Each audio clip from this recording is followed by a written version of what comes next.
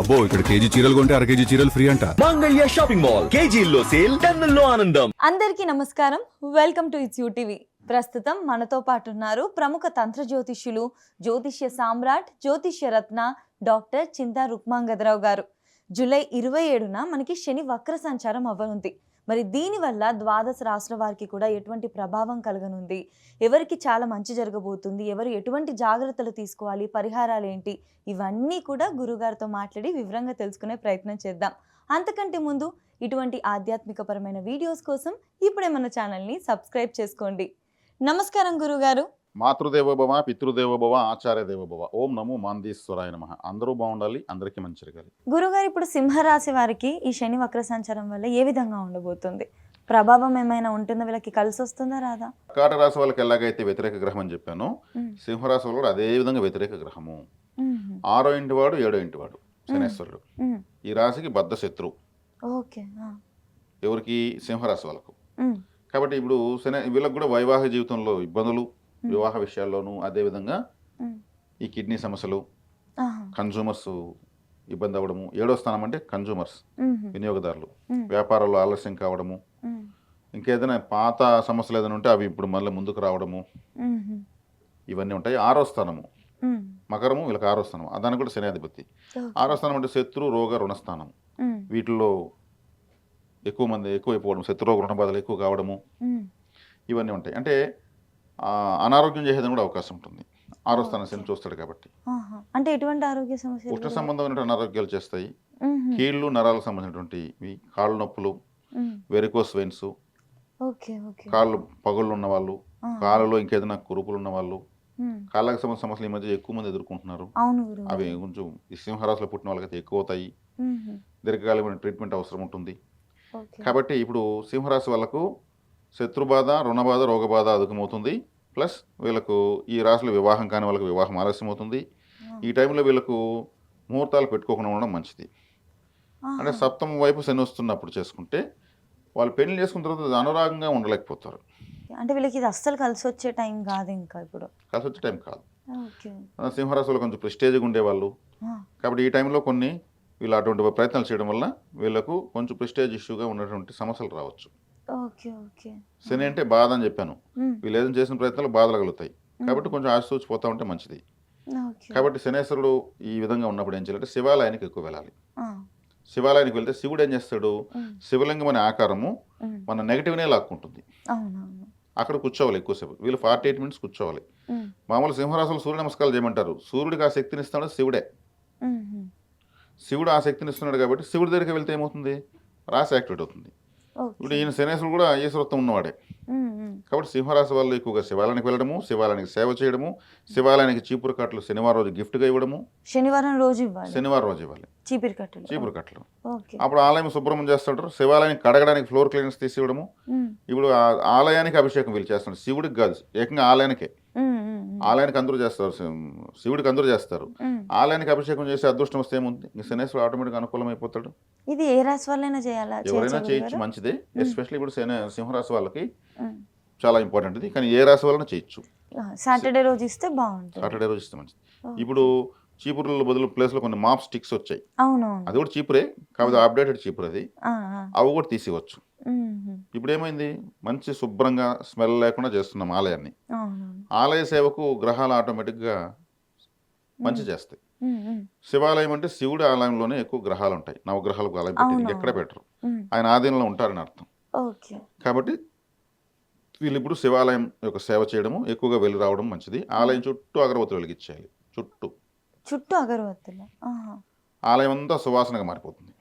గాలిని యాక్టివేట్ చేసే శనేశ్వరుడు వేగంగా యాక్టివేట్ అవుతాడు, అనుకూలంగా మారుతాడు.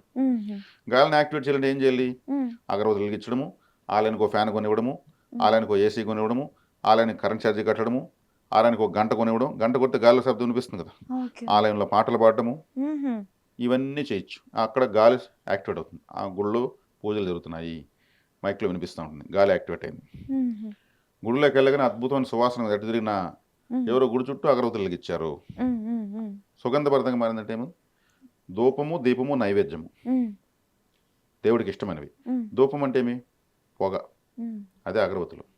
తర్వాత దీపము, దేవతలు జ్యోతి స్వరూపులు, అందుకే దీపం. తర్వాత నైవేద్యం. నైవేద్యం థర్డ్ ప్లేస్, ధూపానికి మొదటి ప్లేస్, కాబట్టి దాన్ని ఎక్కువ చేయాలి అక్కడ. కాబట్టి ఇలా ఆలయ సేవ ఎక్కువగా చేయడం వల్ల సింహరాశి వాళ్ళకి ఈ సమయంలో విశేషమైనటువంటి శని యొక్క తాకడ తగ్గిపోతుంది. ఇది వెళ్ళి చేసుకోవచ్చు. ఈ 2026 సంవత్సరం జూలై 27 తారీఖు శని గ్రహము వక్రగతి ప్రారంభిస్తుంది. ఈ శని మీనరాశిలో వక్రారము ప్రారంభిస్తాడు. మరి ఈయన శని వక్రిస్తే శని కర్మకారకుడు. శని కర్మకారకుడు అంటే ఏమి? కర్మ అంటే ఏమి? ప్రతి పని కర్మే. మీరు నాతో మాట్లాడడము, నిద్రపోవడము, నడవడము, చనిపోయే వరకు మనిషి ఉన్నటువంటి నడవడిక, ప్రతి సెకను చేసే ప్రతి పని కర్మే.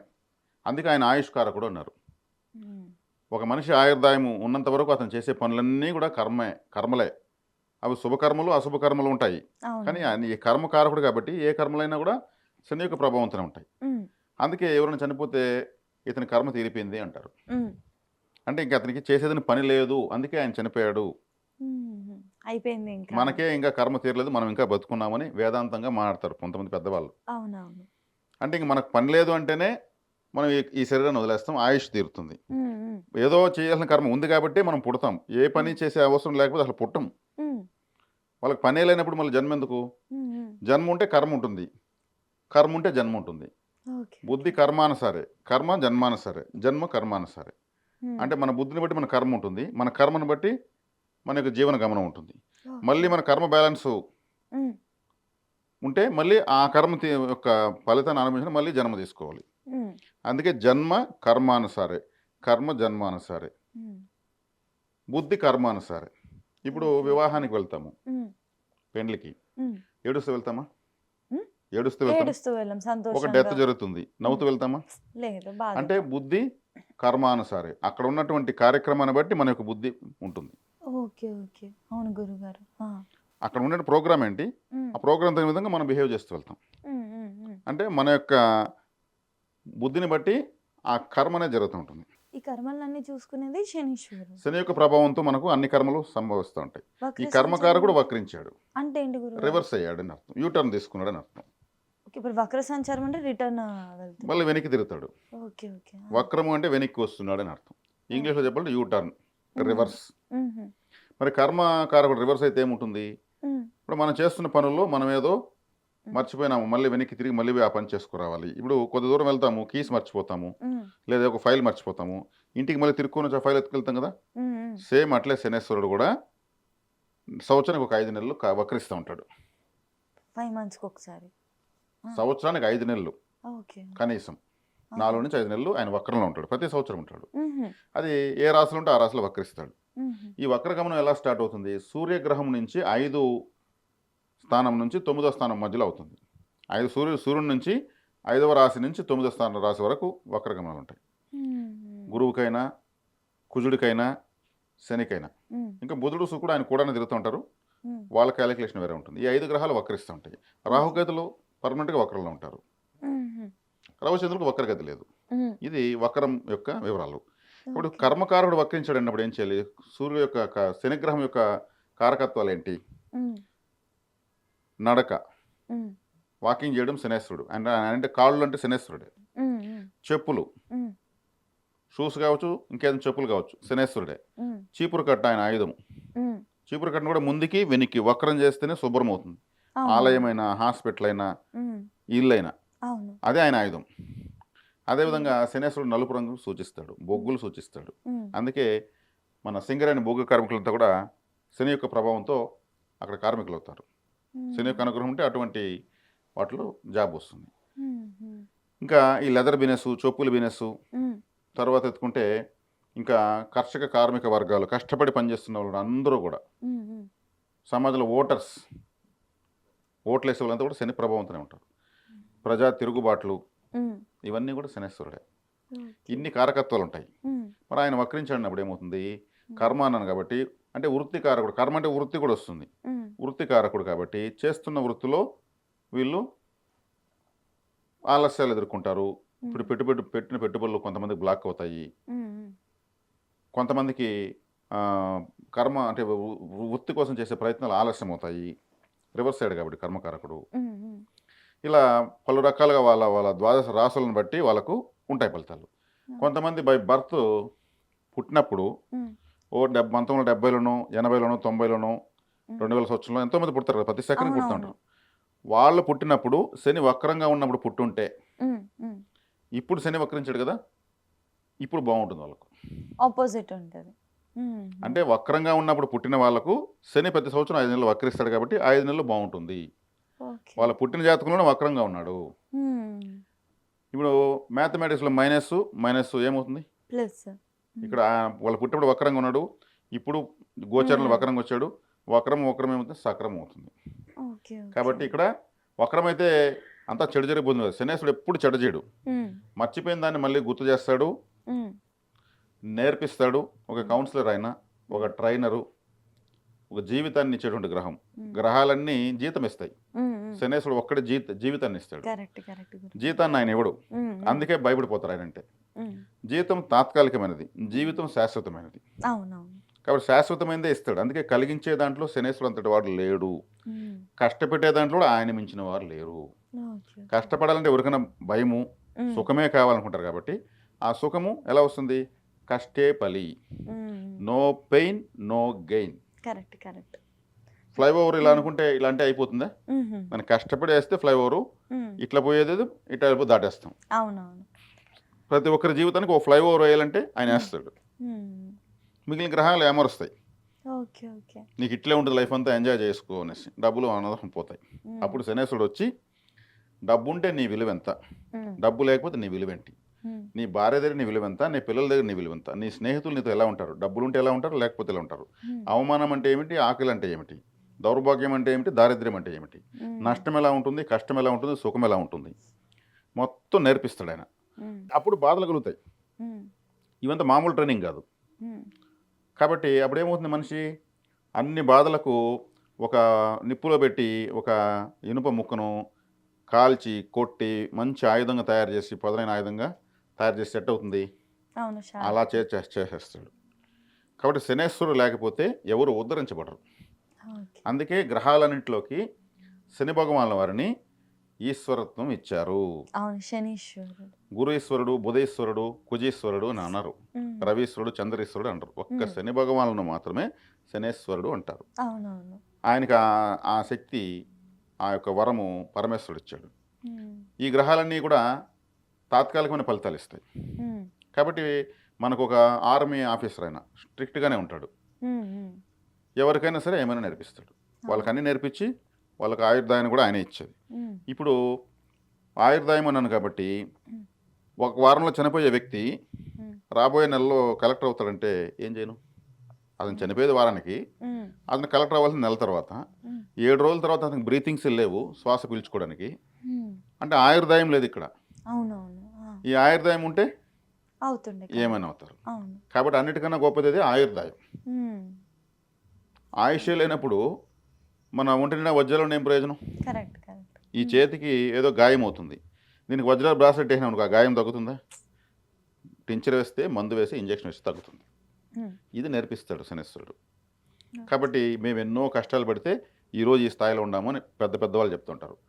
ఆ కష్టాలని ఎవరు నేర్పించారు? శనేశ్వరుడు వచ్చి నేర్పించి ఆ స్థాయికి వచ్చేసాడు వాళ్ళని. అలా కష్టాలు పడితేనే ప్రతి 10 రూపాయలను కూడా ఆలోచించి ఖర్చు పెడతారు. ఆ కష్టాలు పడకపోతే డబ్బు విలువ తెలియదు, జీవితం విలువ తెలియదు. కాబట్టి శని భగవానుల యొక్క మహత్యము, ఆయన యొక్క ఆవశ్యకత ఎంతంటే, నేను చెప్పలేనంత, మీరు వినలేనంత, ఎంత చెప్పితే అంత తక్కువే, ఎంత వినగలిగితే అంత ఎక్కువ ఉంది.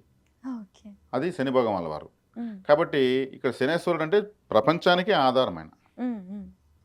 ఇప్పుడు కాళ్ళు అని చెప్పాను శనేశ్వరుడు అంటే, కాళ్ళు లేకపోతే మనం ఏం మనుగడ సాగిస్తాం? ఏమీ చేయలేము. ఆయుష్ అని చెప్పాను, ఆయుష్ లేకపోతే ఏమి? ఇలా పుట్టి అలా చనిపోతే మళ్ళీ ఎందుకు ఆ జన్మ?